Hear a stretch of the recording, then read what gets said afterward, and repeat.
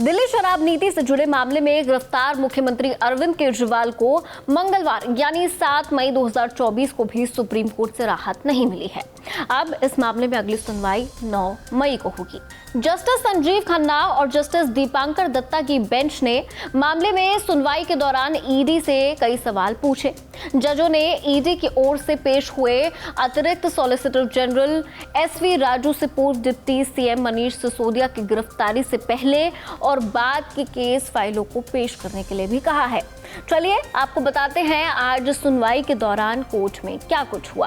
पहले बताते हैं ईडी ने कोर्ट में क्या क्या कहा।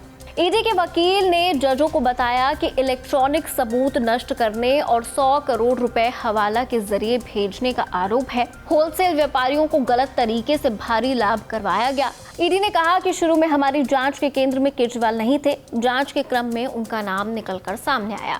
ये कहना गलत है कि हमने केजरीवाल को निशाना बनाने के लिए गवाहों से विशेष रूप से उनके बारे में सवाल किए। गवाहों की तरफ से मजिस्ट्रेट के सामने दिए गए धारा 164 के बयान को देखा जा सकता है।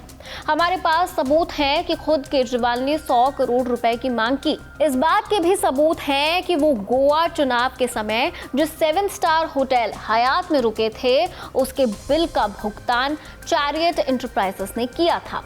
केजरीवाल की याचिका पर सुनवाई के दौरान सॉलिसिटर जनरल ने कहा कि सुप्रीम कोर्ट में मिनी ट्रायल नहीं चल सकता। लोकसभा चुनाव के मद्देनजर अरविंद केजरीवाल को जमानत देने की चर्चा पर सॉलिसिटर जनरल ने कहा कि ये गलत उदाहरण होगा। सॉलिसिटर जनरल ने कहा कि अगर फसल के मौसम में कोई किसान जेल में हो तो क्या उसे बेल मिलनी चाहिए? एक नेता को अलग से रियायत क्यों मिले?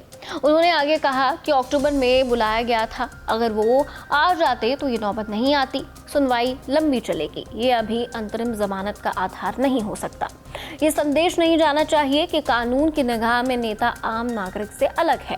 चलिए पॉइंट टू पॉइंट जानते हैं कि जजों ने कोर्ट में क्या कहा। 100 करोड़ प्रोडक्ट्स ऑफ क्राइम है, लेकिन घोटाले को 1100 करोड़ का बताया जा रहा है। इतनी बढ़त कैसे हुई? जज ने सवाल किया। जज ने परिवर्तन निदेशालय के वकील से कहा कि आपने सभी पहलुओं को दर्ज करते हुए केस डायरी बना रखी होगी, वो हम देखना चाहेंगे। क्या गिरफ्तारी में पीएमएलए सेक्शन 19 का सही तरीके से पालन हुआ? पहली गिरफ्तारी के बाद केजरीवाल को गिरफ्तार करने में 2 साल का समय लग जाना सही नहीं लगता।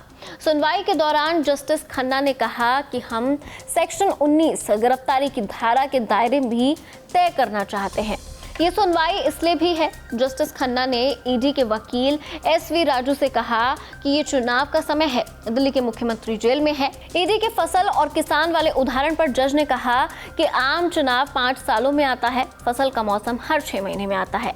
हम सभी बातों को सुनेंगे। हमने इस बात को भी नोट किया है कि वो 6 महीने तक समन पर पेश होने से बचते रहे। मुख्यमंत्री अरविंद केजरीवाल के वकील से जस्टिस दत्ता ने कहा कि आप ध्यान रखें कि अगर चुनाव नहीं होता तो हम अंतरिम जमानत पर विचार भी नहीं करते। जस्टिस खन्ना ने कहा कि कृपया ये मत समझिए कि हम नेताओं को अलग रखकर देख रहे हैं। हर वर्ग के व्यक्ति की अपनी विशेष परिस्थितियां हो सकती हैं, जिसके लिए उसकी अंतरिम रिहाई पर विचार हो सकता है। कोर्ट ने कहा है कि परसों या अगले सप्ताह आगे की सुनवाई होगी। अंतिम जमानत के पहलू को लेकर हुई बहस पर चैम्बर में विचार करेंगे। चलिए अब आपको बताते हैं कि सीएम अरविंद केजरीवाल के वकील ने क्या कहा। सुप्रीम कोर्ट में दिल्ली के मुख्यमंत्री अरविंद केजरीवाल का पक्ष वरिष्ठ वकील अभिषेक मनु सिंघवी ने रखा।